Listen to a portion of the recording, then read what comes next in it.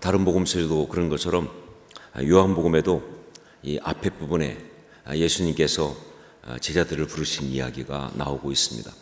어떻게 해서 예수님의 제자가 되었는가, 그 주님의 제자로 부름받는 그 이야기가 요한복음에 나오고 있어요.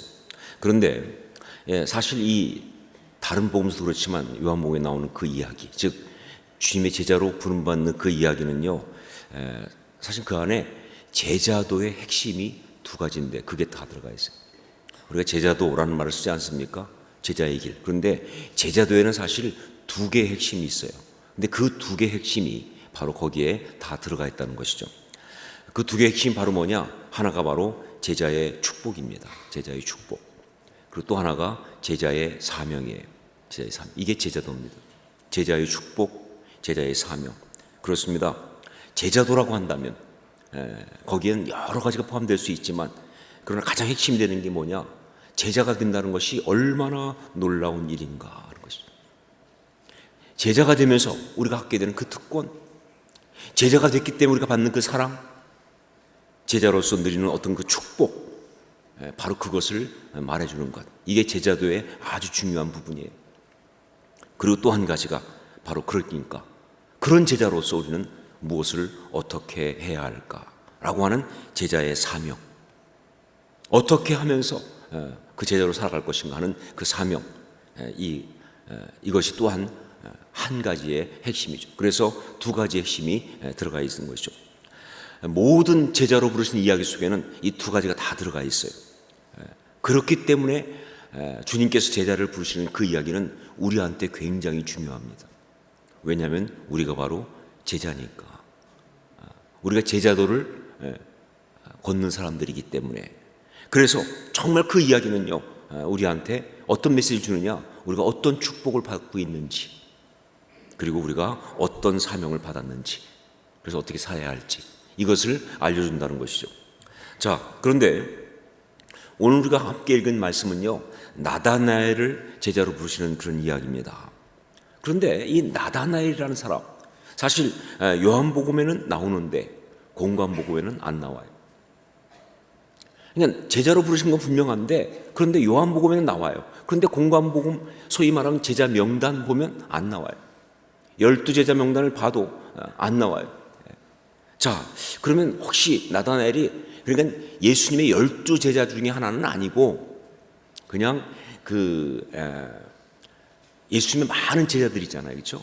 보통 일반적으로 그 당시 예수님을 따르는 사람을 제자라고 했으니까 그런 제자 중에 하나가 아닐까라고 생각을 할 수 있는데 그건 아닙니다. 여러분, 성경을 보면서 알 수 있는 것, 그리고 사실 교회 전승을 보면서 확인할 수 있는 건 뭐냐?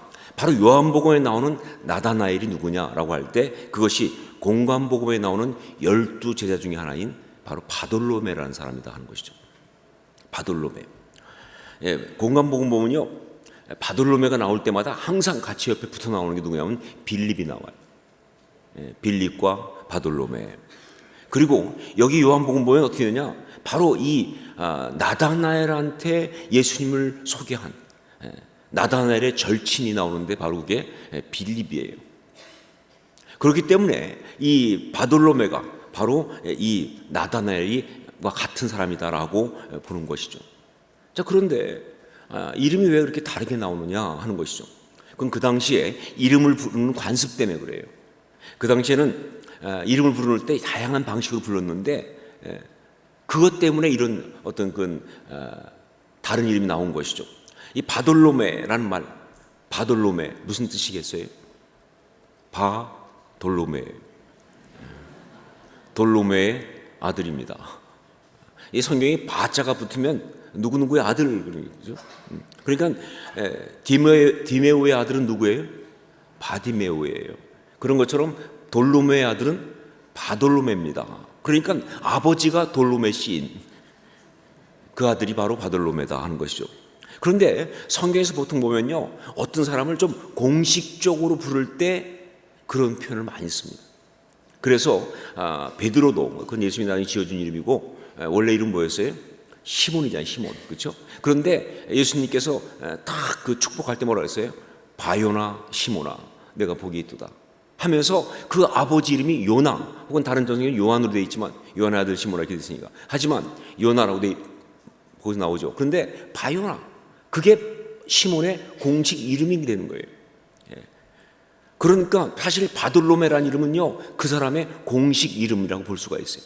그런데 그의 개인적인 이름, 실제로 부르는 이름은 뭐냐? 나다나엘이라는 거예요. 나다나엘, 하나님이 주셨다, 혹은 하나님의 선물, 이런 뜻이죠. 나다나엘. 그렇기 때문에 공관복음에서는 그의 공식적인 이름인 바돌로메를 썼지만 요한복음에서는 그의 개인적인 이름, 실질적인 이름인 나다나엘을 쓰고 있다라고 볼 수가 있는 것입니다. 자, 그런데 요한복음에서는요, 이 바돌로메의 개인적인 실제적인 이름인 나다나엘이라는 이름을 소개하고 있을 뿐만 아니라 사실 요한복음에서는요, 바로 그 사람의, 공관복음에서는요 전혀 안 나옵니다. 그냥 바돌로메만 나와요. 그가 뭐 어떤 일을 했는지 전혀 안 나와요.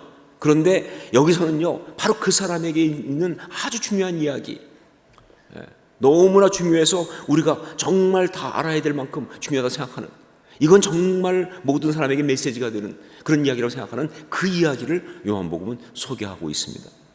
그것이 바로 그가 어떻게 제자로 부름받았나 하는, 처음 제자로 부름받을 때 있었던 그 이야기예요.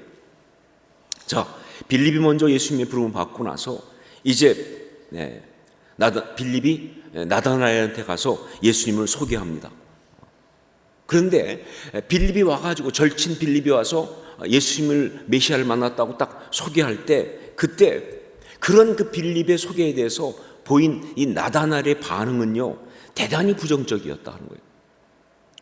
사실 짧은 몇 마디지만 말이죠, 정말 그의 성격 다 드러나 있고, 그의 상처 다 나타나고, 그의 내면이 어떤지가 다 드러나는, 특히 내적 치유한 제 눈을 속일 수 없는, 딱 그 아주 그냥 딱 느껴져요. 그래서 견적이 딱 나오는 그런 반응이에요. 우리 45절 말씀을 한번 같이 읽겠습니다. 먼저 45절 같이 읽습니다. 빌립이 나다나엘을 찾아 이르되 모세가 율법에 기록하였고 여러 선지자가 기록한 그 일을 우리가 만났으니 요셉의 아들 나사렛 예수니라. 빌립은요 대단히 흥분했습니다. 지금 왜냐하면요 메시아를 만났으니까. 그런데 빌립이 그 메시아를 만나자마자 나다나엘한테 가가지고 그래서 얘기를 하는 거죠.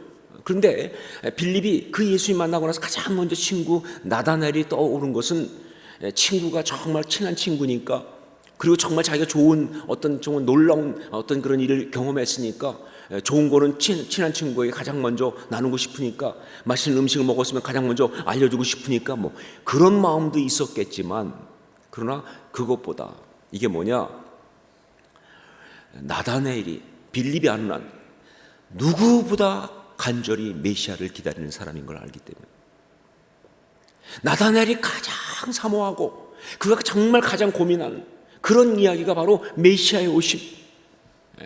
이 메시아가 오시는 걸 기다리는 사람, 사실 그 당시에는 메시아를 기다리는 사람이 많았습니다. 다들 기다렸죠. 하지만 내가 아는 한 누구보다 간절히, 누구보다 정말 절박하게 고민하면서 메시아를 기다리는 사람이 나다나엘인 걸 알았기 때문에 자기가 메시아를 만나자마자 이 소식을 가장 먼저 누구에게? 나다나엘에게 전해줘야겠다라고 그렇게 생각해서 달려간 거예요. 자, 내가 정말 성경에 기록된 그분, 우리가 구약에 쭉 나오고 있는 바로 그분, 율법에 말하고 있는 그분을 내가 만났다 말이죠. 메시아를 만났다. 바로 그분이 요셉의 아들 나사렛 예수라고 그렇게 소개하면서 이야기한 거예요. 자, 그런데 이렇게 말하고 있는 이 빌립의 말에 보인 나다나엘의 반응은요, 아까 말씀드린 것처럼 그냥 시큰둥 정도가 아니라, 빌립 생각에는 막 굉장히 좋아할 줄 알았는데 시큰둥 정도가 아니라 굉장히 부정적이고 공격적이었다는 것이죠. 46절 함께 읽겠습니다. 46절 같이 읽습니다. 나다나엘이 이르되 나사렛에서 무슨 선한 것이 날 수 있느냐? 빌립이 이르되 와서 보라 하니라. 자, 이걸 어떻게 해석해야 될까요? 나다나엘이 이르되 나사렛에서 무슨 선한 것이 날 수 있느냐? 그래서 딱 이 한마디 속에 말이죠, 여러 가지 그의 내면이 보이지 않습니까? 성격 보이잖아요. 상처가 뭔지 보이잖아요. 그렇죠? 이걸 어떻게 해석할 수 있을까? 그래서 많은 그런 해석하는 주석자들도 그렇고 뭐 설교자들도 그렇고 일반적으로 해석하는 게 바로 뭐냐, 나다나엘이 편견을 가지고 있다 하는 겁니다. 나다나엘이 편견을 가지고 있다. 즉 나사렛이라는 지역에 대해서 아주 무시하는, 나사렛에서 무슨 선한 것이 날 수 있느냐 이렇게 말했으니까 나사렛이라는 것에서 아주 무시하는, 명지에서 무슨 선한 것이 날 수 있겠느냐 뭐 이런 분위기죠, 그렇죠? 아주 무시하는, 거긴 파밥밖에 없습니다 이렇게 말하는 뭐 그런 분위기 말이죠. 그러니까 이 나다나엘이 메시아를 굉장히 기다린 사람인데, 그런데 딱 나온 게 뭐예요? 요셉의 아들 나사렛 예수라고 그랬더니 더 들어볼 것도 없다. 나사렛에서 무슨 천한 게 나겠니 하면서 그냥 딱 무시해버린 어떤 그런 편견을 가지고 있다라고 보는 해석이 굉장히 일반적입니다. 물론 그럴 수도 있죠. 왜냐하면 그 당시에 사람들 이야기 보면 정말 이런 말까지 있었습니다. 요한복음 7장 52절 보니까 갈릴리에서는 선지자가 나지 않는다라는, 그게 아주 전설 같은 이야기예요. 갈릴리에서는 선지자가 날 수 없다. 그래서 예수님도 처음에 선지자란 말에 말도 안 돼, 갈릴리 출신 안 돼 이렇게 말할 정도로 그런 편견이 있었으니까, 나사렛은 갈릴리에 속한 것이니까 당연히 그런 편견을 가질 수가 있을 것이다 라고 볼 수 있어요. 그런데 이게 솔직히 이해가 안 돼요. 다른 사람이 그랬다면 모르겠는데 나다나엘이 그런 건 이해할 수가 없어요. 왜냐하면 나다나엘도 갈릴리 출신이거든요. 나다나엘은요 바로 갈릴리 가나 출신입니다. 여러분 가나 어디인지 아시죠? 세상 사람들은 가나 그러면 초콜릿을 생각하지만 우리는 혼인잔치 생각하게 되잖아요, 그렇죠? 가나의 혼인잔치, 포도주, 바로 가나 출신이에요, 나다나엘이. 그러니까 가나는 어디냐? 나사렛 옆 동네입니다. 여러분 혼인잔치 얘기 보면 나오지만 어머니께서 그 놀러 갈 만한 이 행사 있으면 참여해 줄 만한 이웃 동네라고요. 그게 바로 가나예요. 그러니까 결국은 나사렛이나 가나나 그 동네가 그 동네야 사실은요. 유명한 말로 도끼인 개끼니에요. 후지기로 따지면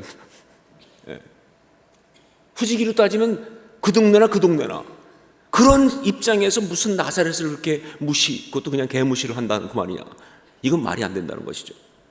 물론 이럴 수 있어요. 그러니까 더 무시했을 수 있다. 사람들 그렇거든요. 특히 자기 열등감이 심한 사람은요, 자기하고 비슷한 거 보면요 더 무시해. 그런 사람이 있어요. 열등감이 심한 사람은요, 자기하고 비슷한 것 그러면 더 무시하는 경향이 있어서 그래서 그렇게 한 것일 수도 있다고 하는데, 여하튼 간에, 하지만 이것은 그가 지역에 대한 편견을 가지고 있다는 것, 그 부분을 말하고 있는 말씀은 아니에요. 나사렛에서 선한 것이 날 수 있겠냐, 이 말이 결코 그가 지역에 대한 편견을 갖고 있었다, 그런 이야기를 말하는 것은 아니라는 거예요. 그러면 이 말은 뭘 말하고 있는 것이냐, 이 말을 어떻게 해석해야 되느냐, 그건 바로 그의 내면의 상태를 나타내는 말씀이에요. 좀 더 심하게 말하면 그는 지금 굉장히 화가 나 있다는 겁니다. 뭔가에 너무 속상하고 그 심사가 뒤틀려 있다. 왜 그랬을까? 그게 뭘까? 왜 그렇게 화가 나 있을까? 왜 그렇게 심사가 뒤틀렸을까 말이죠. 그것은 바로 그가 그의 민족인 이스라엘을 위해서, 그의 민족의 나라인 이스라엘 그 나라를 위해서 정말 안타까운 심정으로 기도하면서 정말 간절히 하나님 이 민족을 회복시켜 주시옵소서, 이곳에 참다운 다윗의 왕국이 건설될 수 있게 하여 주시옵소서. 그러기에 정말 말씀하신 대로 나는 믿습니다, 메시아가 오실 것을. 그 당시에 막 팽배한 분위기가 메시아가 올 때가 됐다는, 메시아가 오실 거라는 그 분위기가 팽배했거든요, 그렇죠? 그러니까 정말 메시아가 오셔서 이 압제 가운데 이 백성을 구원하시고 이곳에 하나님 나라를 세워달라는 것을 그렇게 간절히 기도하고 매달린 그런 사람인데, 이게 답이 안 오는 거예요. 그렇게 오래 기다렸는데 응답이 없어요. 여러분과 똑같이 옛날도 그렇고 지금도 그렇고 많은 신앙의 사람들이요, 기도하다가 너무 응답이 더디면요 열을 받기 시작합니다. 지치기 시작하면서 동시에 열을 받아 하나님에 대해서 화가 나요. 분노하기 시작합니다. 그거는 설명할 수 없는 감정이에요. 하나님이 그러다 보면 하나님이 밉다 이렇게까지 가기에는 좀 어떨지 모르지만, 밉다까지는 모르겠는데 그냥 마음에 하나님을 향한 분노가 있어요. 예, 많습니다. 어떤 사람들 보면요, 내가 그렇게 어머니의 어떤 그런 그 회복을 잊기도 했는데, 그런데 그 어머니가 결국은 병을 이기면서 돌아가셨을 때 그 자녀들이 마음속에서 하나님을 향한 분노가 있어요. 하나님 나 버렸다는 거죠. 하나님 나 무시하셨다. 하나님이 나를 거절했다는 거예요. 어떤 그런 마음에 너무나 오랫동안 기도하며 지쳤는데, 그런데 응답이 안 되니까, 그러니까 화가 난 거예요. 심사가 뒤틀린 거예요. 그래서 나온 말이 나사렛에서 무슨 선한 것이 나겠느냐. 왜 그렇게 말했느냐? 이 나사렛이라는 마을 때문에 좀 그렇습니다. 사실 나사렛, 여기는요 구약에 전혀 나오지 않는 이름입니다. 웬만한 동네는 그래도 구약이 한두 번은 언급이 되는데, 구약 전체를 통틀어서 나사렛은 찾을 수가 없어요. 그래서 이 학자들도 말이죠, 나사렛의 정체에 대해서 논란이 많습니다. 이게 뭐냐 그래가지고 여러 가지 말하는데, 그 중에 하나, 사실은 굉장히 아주 소수 의견인데, 그런데 한국에는 그게 대다수 의견으로 등장한 이유가 뭐냐면, 소설가 장로님께서, 김성일이라고 하는 소설가 장로님께서 소설가적 상상력으로 이런 소수 의견 어떤 그 자료를 얻어서 찾으셔가지고, 참 제가 볼 때 대단한 분이에요. 찾아가지고 그래서 그게 사실인 것처럼 그렇게 썼기 때문에, 그러다 보니까 많은 사람이 그걸 많이 읽었으니까 그거구나 이렇게 되는. 지금 한국 성도들이 신학은 소설에 좌우됩니다. 예를 들면 휴거 이런 것도 말이죠, 다 소설에 의해서 나오지 성경적이지 않아요. 성경적으로는 아닌데 소설에 의해서 그게 정설이 되는. 그렇잖아요. 한국 사람들이 많은 지식은 영화가 좌우하잖아요, 그렇죠? 그래서 막 그 영화 나오면 그게 역사인 줄 알고, 사실 역사가 아닌데 말이죠. 그런 것처럼. 그래서 이것도 그렇게 되는데, 그게 무슨 얘기냐? 바로 이 나사렛은 레갑 족속 마을이다라는 개념입니다. 레갑 족속. 이 레갑 족속이라는 게 뭐냐? 이 레갑 족속은요, 원래 그 오리지널이 어디냐면 이 호밥이라고 있어요. 호밥. 이 호밥은 개밥의 동생이 아니고 호밥은 누구냐면 바로 모세의 장인인 이드로의 아들입니다. 그러니까 모세에게는 뭐예요? 처남 이렇게 되는 거죠, 그렇죠? 그런데 출애굽해서 이 가나안 땅 들어올 때 그때 함께 길을 안내하며 돌아오잖아요, 그렇죠? 그런데 이 호밥의 후손 중에서 레갑이라고 하는 한 인물이 태어나면서, 그 레갑 때문에 그 이후부터 나머지 족속을 레갑 족속이라고 그렇게 이제 부르는 거예요. 자, 그런데 이 레갑 족속은요 굉장히 좀 독특합니다. 이방 민족이에요.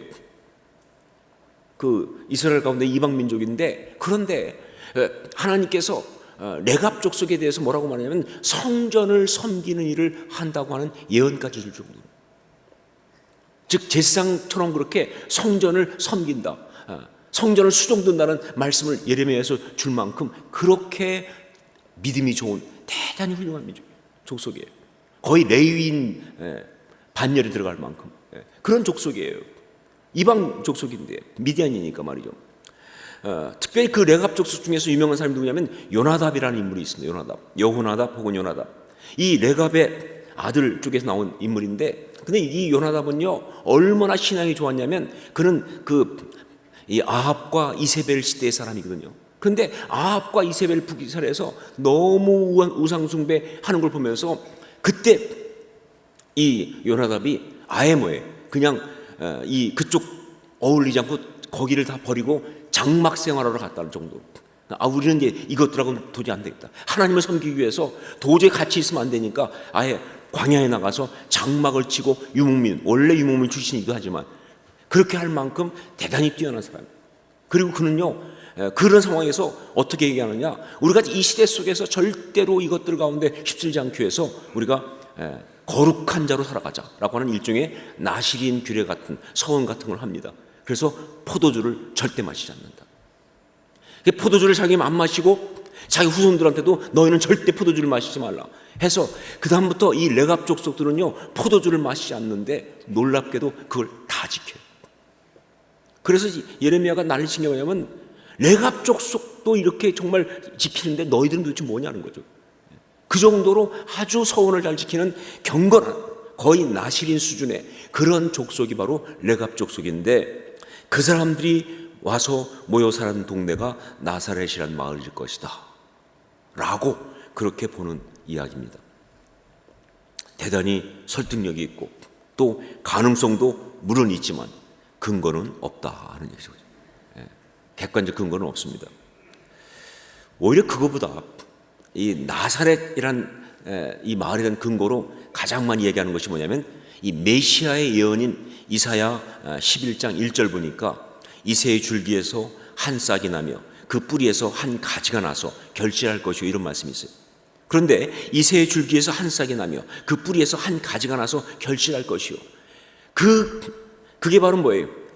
이 메시아의 왕국, 즉 다윗의 왕국, 다윗의 우선 메시아의 왕국을 말하는 예언인데, 근데 거기에서 한 가지 할 때 이 가지가 바로 히브리어로 넷제르란 말입니다. 근데 그 넷제르가 바로 나사렛의 어원이라고 보는 거죠. 그러니까 결국은 나사렛은요, 그 앞에 뭐 레갑 족속을 보든 서원 나시린 규례 같이 그런 걸 보겠지만 그런 거로 보든 아니면 뒤에 이 넷제르로 보든 간에 여하튼 메시아 어떤 운동의 근거지였을 것은 확실하다. 그래서 예수님이 오실 때 나사렛 예수라고 불릴 거란 말을, 나사렛 사람을 불릴 것을 갖다가 성경이 툭 던진 이유가 뭐냐면 그 당시 이 나사렛은 메시아의 오심과 밀접한 관계가 있는 그런 어떤 곳인 것은 분명하다는 거예요. 그런데 그런 나사렛에 대해서 이 나단이 뭐라고 합니까? 나사렛에서 무슨 선한 것이 날 수 있느냐라고 하는 건 뭐냐? 기대했는데 꽝이야 이런 얘기죠. 나 기대했는데 더 이상 안 기다려. 실망했다는 거예요. 나도 정말 더구나 나사렛은 자기 동네 옆이잖아요. 그러니까 정말 기대하고 오랫동안 기도했는데 그런데 응답이 없는데 무슨 소리야 도대체, 거기서 뭐가 나겠어? 라고 하는 정말로 어떤 그런 실망한 반응, 분노한 반응, 메시아를 정말 기다리다가 이 나라를 위해서 그렇게 고민하다가 정말 절망한 그 반응을 보여주는 것이 아니겠느냐라는 것이죠. 자, 그런데 이런 나다나엘에 대해서 우리 주님은 뭐라고 하셨는가 하는 겁니다. 상처가 팍 폭발한, 뒤틀림이 그냥 터져나온, 화가 나 있는 그런 사람에 대해서 우리 주님은 뭐라고 하셨는가. 이것을 알기 전에 먼저 잠깐 그 친구 빌립의 아주 지혜롭고 영적으로 정확한 행동을 우리가 볼 필요가 있습니다. 그 당시 다른 제자들이 그랬던 것처럼 말이죠, 빌립이 딱 그 말을 듣는 순간 논쟁 안 했습니다. 따지지 않았어요. 뭐라고 그랬습니까? 지금도 나오는 가장 유명한 전도의 어떤 그런 이 선포, 전도 방법 중에 하나인 뭐라고 그랬어요? 와서 보라. 와보라. 뭐 설명할 필요 없어요. 따지지 않았어요. 그냥 와서 보라 그랬습니다. 그런데 이 와서 보라라고 하는 이 말은요, 두 가지를 내포하고 있는 거예요. 사실은요, 하나가 뭐냐, 일단 말한 대로 설명할 필요가 없다는 거예요. 그냥 본인이 예수님 만나오면 다 알 건데, 자기가 정말 직접 체험하면 알 건데 내가 굳이 설명할 필요가 없다는 거예요. 일일이 그와 씨름할 필요가 없다는 거예요. 특히 그의 상처하고 대꾸할 필요가 없다는 거예요. 여러분, 죄하고 자꾸 얘기해봤자 골치 아파. 생명을 가진 자는요 그렇게 일일이 논쟁하지 않습니다. 여러분, 진짜 오리지널 진짜 중요한 걸 가진 사람은요 굳이 설명하지 않습니다. 그냥 뭐 먹어보면 알아. 딱 그렇잖아요. 뭐 음식점 정말 훌륭한데 그런 데는요 설명 안 해요. 먹어보면 알지까지. 이 자신감, 이게 딱 들어가 있는 거예요. 생명을 가진 자니까, 생명을 만났으니까 자기가, 그러니까 그냥 뭐 말할 필요 없이 그냥 와서 보라고. 또 한 가지 뭐냐, 예수님께 맡긴다는 것입니다. 예수님께 맡긴다. 그러니까 자기가 경험해서 알아요. 이 친구가 그렇게 부정적으로 나오고, 이 친구가 그렇게 정말 그냥 뭐 지금 심사가 꼬여 있고 이렇게 마음이 상해 있어도 그가 예수님을 만나기만 하면 예수님에겐 그의 그 상함과 뒤틀림과 모든 아픔을 다 고치고 회복하려 하는 분명한 대책이 이미 있으실 것이다 라는 그 확신. 여러분, 그 확신이 있어야 전도합니다. 그렇죠. 그렇잖아요. 우리가 누군가를 전도할 때는요, 그 사람을 데리고 올 때는요, 그냥 내가 그 사람 선택한 게 아니에요. 하나님께서, 주님께서 이미 그를 택하신 거예요. 그렇기 때문에 그가 어떤 상황이든 나는 그를 주님 앞에 갖고 데려오기만 하면 주님이 이미 그를 향한 당신의 이야기를 다 준비하고 계실 줄을 믿습니다. 이 확신이 있는 거예요. 그리고 진짜 그렇고요. 그래서 와서 보라고 딱 얘기한 거죠. 결국 빌립이 기대하고 생각했던 대로, 아니 그 이상의 역사가 우리 주님을 통해서 나타났습니다. 그것은요, 우리 주님이 나다나엘을 보자마자 던지신 첫 마디부터 아주 강렬하게 나타나기 시작했습니다. 우리 47절 말씀을 함께 읽겠습니다. 47절 같이 읽습니다. 예수께서 나다나엘이 자기에게 오는 것을 보시고 그를 가리켜 이르시되 보라, 이는 참으로 이스라엘 사람이라 그 속에 간사한 것이 없도다. 일단 여기 보면 예수님께서 보라라고 하셨잖아요. 그렇죠? 여러분, 이 성경에 나오는 표현 중에 보라는요, 굉장히 아주 역사적인 중요한 하나님의 어떤 비밀들이 나타날 때 그때 쓰는 말이에요. 그래서 여러분, 제가 늘 말씀드리지만 성경을 보다가 보라 나오면 꼭 보셔야 돼요. 너무 중요해요. 안 중요한 걸 보라 그러지 않습니다. 이전것을 지나가시니 보라, 새 것이 되었도다. 보라, 처녀가 잉태하여 아들을 낳을 것이요. 이 보라가 나오면 정말 봐야 되는 거예요. 여기서 주님이 사용하셨어요. 보라, 이는 참으로 이스라엘 사람이라 그 속에 간사한 것이 없도다. 자, 여기서 먼저 참으로 이스라엘 사람이라고 말하는 것이 처음부터 그냥 탁 터치해요. 왜냐면요, 그가 무슨 주제로 고민했는지를 딱 보고 계시잖아요. 정말 나다나엘의 지금까지 있던 고민과 그의 아픔과 그것 때문에 화가 났던 모든 것들은요, 바로 이스라엘 때문이야. 이스라엘의 이스라엘됨, 그 고민을 했던 걸 알고 있으니까 주님이 탁 던지신 거예요. 참으로 이스라엘 사람이다. 그의 고민과 갈등과 아픔의 주제를 딱 꿰뚫고 들어가신 거예요. 그것도 뭐예요? 바로 그냥 그에게 가장 중요한 대답을 던지시면서 너는 참된 진짜 이스라엘 사람이다 라고 말씀하면서, 그리고 나서 그 다음에 뭐라고 말씀하셨느냐, 이어서 그 속에 간사한 것이 없도다. 대단히 심오하고 대단히 난해하다. 무슨 뜻일까요?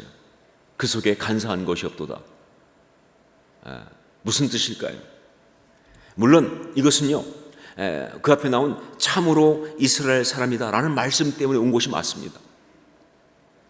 왜냐하면요, 여러분, 이스라엘 그 이름 이전의 이름이 뭐예요? 야곱입니다. 그러니까 정확히 말하면 야곱은요, 변화되기 이전 이름이고 이스라엘은 은혜 받은 다음 이름이에요. 야곱은 인간적이고, 그리고 뭐예요? 어떤 그런 하나님이 원하시는 모습이 아닌 어떤 그런 모습의 이야기가 야곱이에요.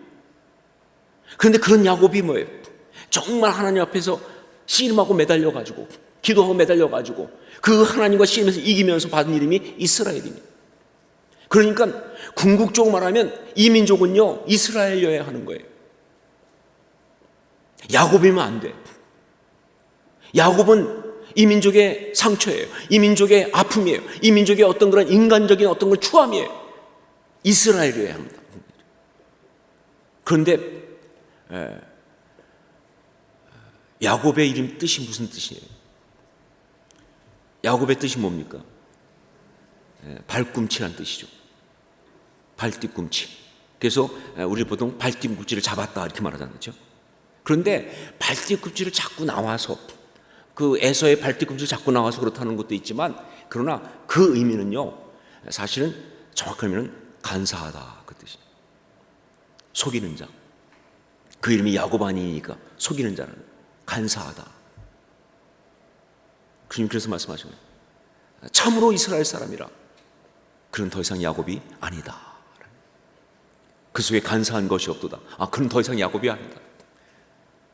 너의 그 죄성과 너의 그 어떤 그 상한 것들은 더 이상 없고 넌 진짜 하나님의 사람으로서 아름답게 서 있다라고 하는 그 선포.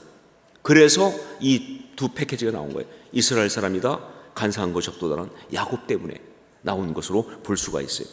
자, 그런데 사실 여기에는요, 그것 이상의 더 깊은 의미가 있습니다. 그건 바로 뭐냐?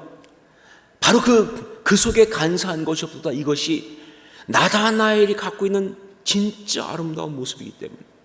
아니, 어쩌면 우리 주님께서 나다나엘을 당시 제대로 택하실 수밖에 없는, 아니 택하고 싶으셨던, 그리고 정말 주님께서 이제 나다나엘을 통해서 기대하고 계시는, 주님이 그에게서 붙잡은 가장 소중한 가치, 진짜 귀한 신앙인의 모습, 그리고 그 나다나엘을 통해서 모든 제자들에게 던지고 싶은 그 메시지가 주는 바로 그 모습이 그거기 때문에.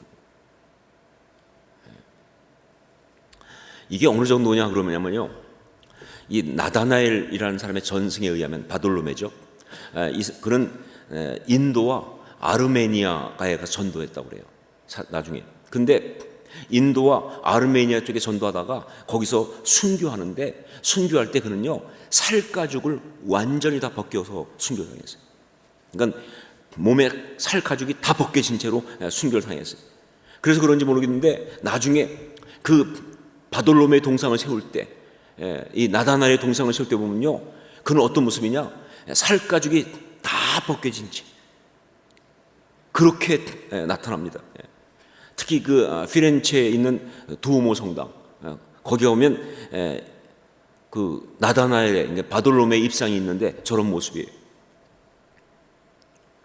보시면 알겠지만 해부학 교실에 나오는 거죠. 지금 저 두르고 있는 게 옷이 아니라 자기 가죽입니다. 보세요. 그 두 번째 그림에 보면 뒤에 있는 것, 원친 게, 그게 자기 얼굴 가죽이에요. 그러니까 위에 있는 얼굴은 해골이잖아요. 자기 얼굴 가죽을 다 벗겨가지고 뒤에 매달고 있어요. 이게 바로 바돌로메의 입상이에요. 다른 사도들은요, 다 로브 다 길게 입고 우아하게 있는데, 이 사람은 완전히 벗겨져 살가죽을 들고 그리고 저렇게 서 있다는 거죠. 왜 그랬느냐?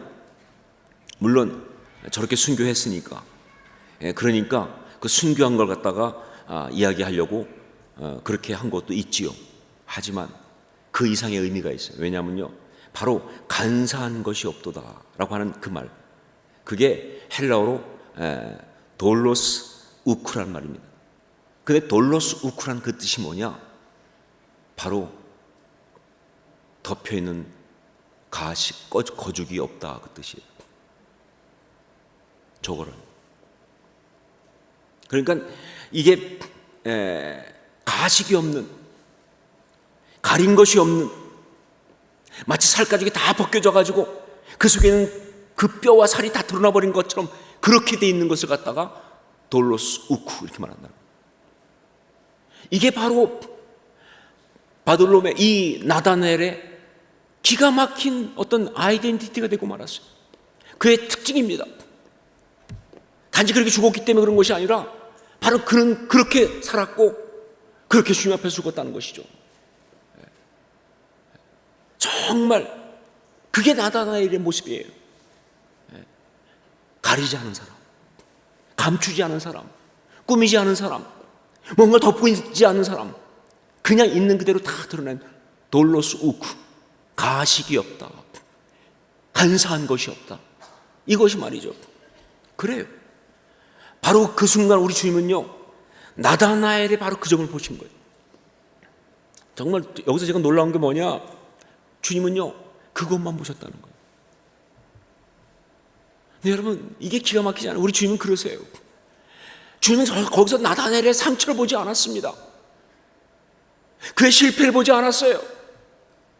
그의 어떤 추함을 보지 않았습니다. 그의 뒤틀림에 초점 맞추지 않았어요. 오직 그 순간 주님은요 그의 가능성만 보셨어요. 그의 진실만 봤어요. 그의 가치만 봤어요. 그의 아름다움만 봤어요. 그래서 그것과 이야기하면서 그를 부르고 계시는 거예요. 여러분, 이게 우리 주님이세요. 이게 복음이세요. 복음이에요. 이게 바로 우리가 받은 은혜예요. 바로 지금도 우리를 부르고 계시고 정말 우리를 당시 제자로 삼으시는 우리 주님께서 바로 그렇게 보고 계시다 그 말입니다. 여러분, 우리 주님은요 절대 우리가 주 앞에 나가 기도할 때 혹은 어떤 할 때 우리 상처하고 자꾸 얘기하지 않습니다. 우리 실패하고 말하지 않아요. 우리 지난날의 추한 기억하고 얘기하지 않아요. 넌 한 것이 뭐니 뭐 저지른 결말 보지 않습니다. 주님은 단지 그냥 우리 가운데 있는 그 아름다움과 그 가능성과 그 소중한 것과 그것과만 이야기하고 싶어 하신다는 거예요. 거기서부터 이야기를 시작하시는 분이라는 거예요. 그게 우리 주님이세요. 믿으세요 여러분? 그래서 우리가 지금도 기도하러 올 수 있는 거예요. 우리 주님의 눈길이 만약에 우리의 실패나 우리의 상처나 우리의 어떤 부족한 것에 가 있기 시작하면요 우리는 감당 못합니다. 무슨 수로 기도하겠어요? 근데 우리 주님은 그렇게 보지 않는다는 것이죠. 우리 주님은 그것이 아니라 오히려 그 속에 있는 가장 소중한 걸 본다는 거예요. 우리가 정말 막 베드로처럼 성격 급해갖고 막 뚜껑 열리고 막 그러고 있으면요 주님은 와 쟤는 저 왜 저러니, 왜 이렇게 수시로 뚜껑 열리냐, 그게 아니라 저 열정을 봐라.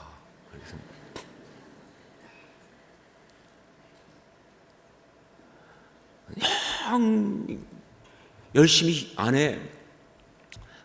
뭐 신앙생활 그렇게 오래 했는데도 뭐 늘 그냥 이게 좀 약간 게을러 막 그러면 저거 게을러 빠져갖고 저거 막 그냥, 그게 아니라 우리 주님은 저 한결같음을 봐라 말이죠.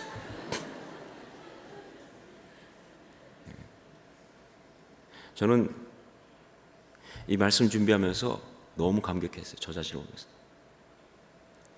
주님이요 저의 연약한 것, 부족한 것, 잘못된 거 봤으면 저 여기 못 서 있습니다. 전 여기 서 있을 수가 없어요. 근데 우리 주님이 다 아시면서도 계속 저의 좋은 것들과 얘기하고 싶어 하세요.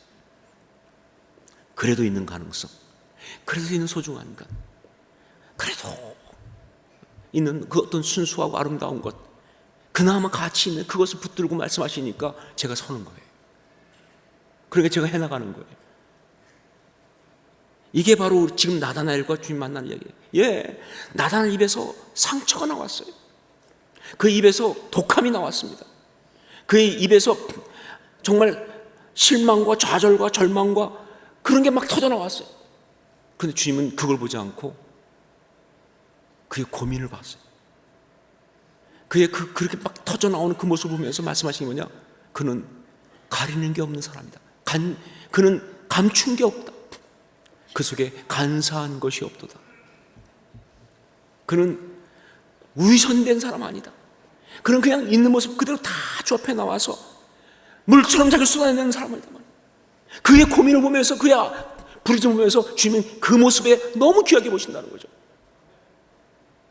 그게 바로 나다나엘의 이야기. 그 속에 간사한 것이 없도다. 주의 눈길이 바로 거기에 딱 머물러 계시는, 그는 진실한 사람입니다. 우리 같았으면 성격 더러운 사람이다 이렇게 말할 수밖에 없는데, 사람 정말 피곤하게 하는 짜증나는 인간이다 이렇게 말할 수 있는데 주님은 아니, 진실한 사람이다. 그걸 보신 거예요. 여기 우리 주님의 눈길이 그에게 머물렀다고 하는 그것은요, 그 다음에 나온 대화를 보면 확실하게 알 수가 있어요. 우리 48절 말씀을 같이 읽겠습니다. 48절 함께 읽습니다.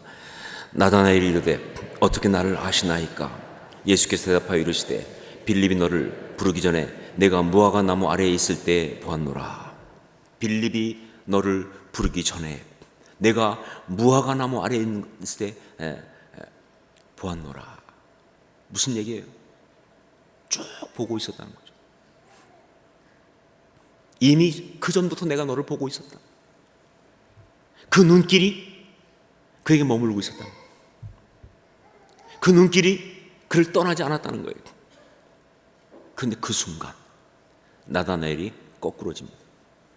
그 순간 우리 49절 말씀을 함께 읽겠습니다. 49절 같이 읽습니다. 나다넬이 대답하되 랍비요 당신은 하나님의 아들이시요 당신은 이스라엘의 임금이로소이다. 이건요 여러분 절대 아니 내가 무화과 나무를 이런 걸 어떻게 하셨을까? 어떻게 이걸 미리 맞추셨지? 너무 놀래서 이런 기적을 봐라. 어떻게 내가 무화과 나무 아래 있는 거 그 멀리서 다 보고 계셔가지고 와 놀랍다. 그래서 이렇게 말한 게 아니에요. 그런 뜻이 아닙니다. 이건 뭐냐? 그 순간 그가 깨닫는 거예요. 그 얘기를 듣는 순간 내가 정말 그 무화과 나무 아래서 막 기도하다가 실망해가지고 나의 그 상한 상처가 다 나와서 그래서 막 왜 응답 안 하십니까? 하나님 도대체 언제까지 기다려야 합니까? 하나님 아니 메시아가 오시긴 오시는 겁니까? 나의 기도를 좀 듣고 계십니까? 하나님 정말 살아계신 거 맞습니까? 막 그냥 분노하면서 그렇게 터뜨리고 있는 그 순간인데 했었는데 그런데 예수님께서 내가 너를 무화과 나무 아래 있어 보았노라 하는 순간에 그가 팍 깨달은 게 뭐냐면 그때 하나님이 나를 안 보고 계신 것이 아니라 보고 계셨구나. 그때 하나님이 나를 안 듣고 계신 것이 아니라 듣고 계셨구나. 하나님 한 번도 나를 버리신 적이 없구나. 그 눈길이 나를 떠난 적이 없구나. 하나님 안 두고 계신 게 없었구나. 나는 아니라고 생각했는데 여러분 그거 발견하면 뒤집어집니다. 그 순간 꼬꾸라져요. 하나님 앞에서 내 생각으로 내 판단으로 내 고집으로 막 이렇게 저렇게 판단했던 것이 부끄러워서 말이죠. 여러분 이 비슷한 이야기가 어디서 나오냐면요 이사야에서 나오잖아요. 이사야가 소명받을 때 말이죠 막 하나님 앞에서 막 난리치다가 하나님 여호와의 임재가 쫙 있고 나니까 그 순간 뭐예요? 화로다 나 망하게 되었도다. 입술이 부정한 자 중에 거하면서 만군의 여호와를 살아계신 하나님을 배웠다고 하면서 막 떨잖아요. 왜냐하면 자기 입으로 막 했던 것이 회개가 되기 시작하니까. 이렇게 살아계시는데 하나님 이렇게 계신데 왜 안 계신다고 그랬을까 말이죠. 이런 이야기. 그래서 그 앞에 거꾸로지면서 예수님이 하나님이신 걸 알고 고백합니다. 하나님의 아들이시오 당신 이스라엘의 임금이로소이다. 나의 모든 기도가 응답되었다는 걸 확인했으니까 자기는 아니라고 생각했는데 아니 내가 언제까지 이렇습니까? 왜 메시아가 오지 않습니까? 했는데 아니 그 모든 걸 들으시고 응답하신 걸 알았기 때문에 당신은 이스라엘의 임금이시며 메시아십니다. 그렇게 이게 응답이라고 확실히 볼 수 있는 것은요 이스라엘의 임금 즉 메시아라고가 고백한 것 때문도 그렇지만 그 다음에 나온 주님의 말씀을 보면 이게 응답인 것이 확실합니다. 이 말씀이 우리 50절 51절 말씀을 함께 읽도록 하겠습니다. 50절 51절 같이 읽습니다. 예수께서 대답하여 이르시되 내가 너를 무화과 나무 아래서 보았다 함으로 믿느냐? 이보다 더 큰 일을 보리라. 또 이르시되 진실로 진실로 너희에게 이르노니 하늘이 열리고 하나님의 사자들이 인자 위에 오르락내리락 하는 것을 보리라 하시니라. 이것은요 예수님께서 야곱의 스토리를 가지고 아주 감동적으로 확인해 주시는 그런 응답의 말씀이에요.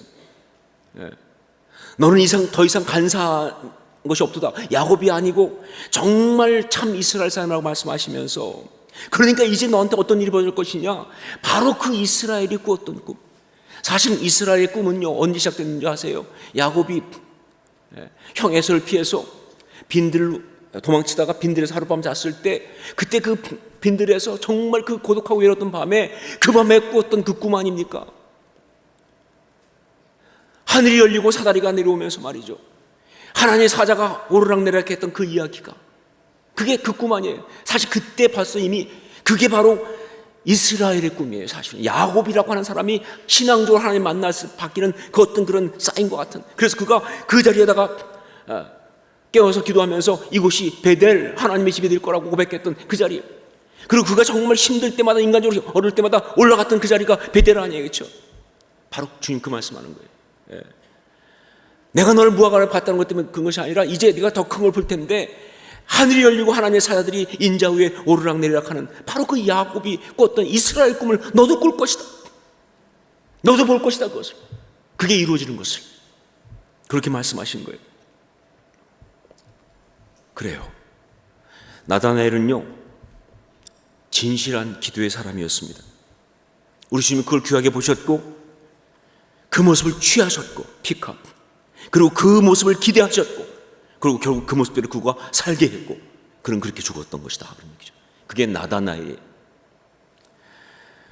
정말 자신의 마음속에 있는 고민과 아픔을 그대로 하나님 앞에 가지고 토해서, 물론 상함이었지만 그러나 정말 가식이나 위선이 아니라 온 살까지 다 벗겨지고 자기 속살이 다 나오는 것처럼 그렇게 하나님 앞에서 매달린 그 모습을 너무 귀하게 보셨던, 그리고 그게 제자라고 말씀하신 그 이야기가 바로 나다나엘이에요. 여러분, 우리의 기도가 그래야 합니다. 우리의 기도가 그래야 합니다. 정말 우리의 기도가 나다나엘의 그 기도와 같아야 한다는 거예요. 정말 진실한 기도의 사람, 그 속에 간사한 것이 없도다 하는 그 말씀 그대로 하실 수 있는, 그러기 위해서 우리 기도는 다음 세 가지여야 한다는 거예요. 첫째로 진실함이어야 한다. 기도에서 가식을 던지세요. 사랑하는 주님, 사랑합니다, 존경합니다, 이런 걸 갖다가 요즘은 영혼이 없는 멘트라고 그래요. 근데 우리가 기도할 때 얼마나 영혼 없는 멘트를 많이 하는지 몰라요. 회개합니다, 지난주에 살았던 모든 걸 회개합니다. 그렇게 맹송맹송하게 회개하는 거 본 적이 없어요. 가식 집어던지고 그냥 정말 진실함으로 가세요. 아버지 미안합니다. 그럼 진짜 미안해야지.